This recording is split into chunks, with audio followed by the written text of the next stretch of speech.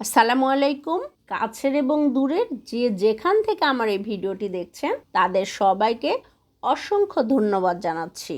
আজকে আপনাদের সাথে শেয়ার করছি খুবই জনপ্রিয় একটি রেসিপি, চিকেন বটি কাবাব। এই বটি কাবাব দেখতে যেমন লোভনীয়, খেতে তো ভীষণই মজার। ঘরে থাকা অল্প কিছু মশলায় সহজভাবে দেখিয়ে দিচ্ছি আজকের এই চিকেন বটি কাবাব। তো চলেন দেখে নেই এর প্রস্তুত প্রণালী।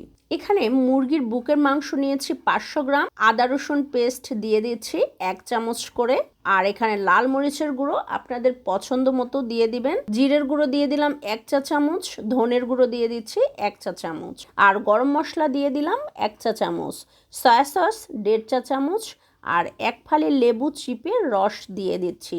সেই সাথে দিয়ে দিচ্ছি স্বাদ মতো লবণ, আর গরম মশলার গুঁড়ো দিয়ে দিলাম 1 চা চামচ। বেসন দিয়ে দিচ্ছি 2 টেবিল চামচ। বেসন কিন্তু আগে থেকে হালকা একটু ভেজে নিয়েছি। আর এখানে দিয়ে দিলাম 1.5 চা চামচ কর্নফ্লাওয়ার, আর একটা ডিম ভেঙে দিয়েছি। আর এখানে কিন্তু সামান্য একটু টক দই ব্যবহার করেছি, এটা আসলে স্কিপ হয়ে গিয়েছে। এবার আধা ঘন্টা ম্যারিনেট করে রাখার পরে এখানে টুথপিক স্টিক দিয়ে চিকেনগুলো গেঁথে নিচ্ছি। যে যার পছন্দ মতো কমিয়ে বাড়িয়ে এখানে চিকেনের টুকরোগুলো দিতে পারেন। সবগুলো এভাবে বানিয়ে নিচ্ছি। এবারে চুলায় একটি প্যান বসিয়ে বেশ কিছু তেল দিয়ে দিয়েছি, আর তেল গরম হয়ে গেলে এবার চিকেন এখানে দিয়ে দিচ্ছি। দেওয়ার পরে চুলার জাল কিন্তু মিডিয়াম হিটে রাখতে হবে। চারোপাশ খুব ভালো করে উল্টে পাল্টে ব্রাউন কালার করে ভাজতে থাকবো। ভাজা হয়ে গেলে এবার এগুলো উঠিয়ে নিচ্ছি। আর আমি এখানে চিকেনে কিন্তু আলাদা করে কোনো রকমের কালার অ্যাড করি নাই। এরপরও দেখেন ভাজার পরে কত সুন্দর একটা কালার এসেছে।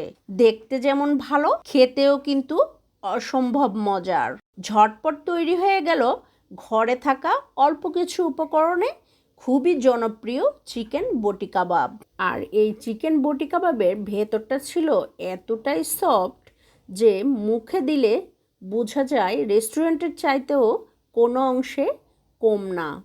আর এই চিকেন বটি কাবাবের ভেতরটা ছিল এতটাই সফট যে রেস্টুরেন্টের থেকে কোনো অংশে কম না। আশা করছি আজকের এই চিকেন বটি কাবাবের রেসিপি আপনাদের ভালো লেগেছে। যদি ভালো লাগে তাহলে লাইক, কমেন্ট আর শেয়ার করে আমার পাশে থাকবেন। দেখা হচ্ছে আবারও কোনো নতুন রেসিপিতে।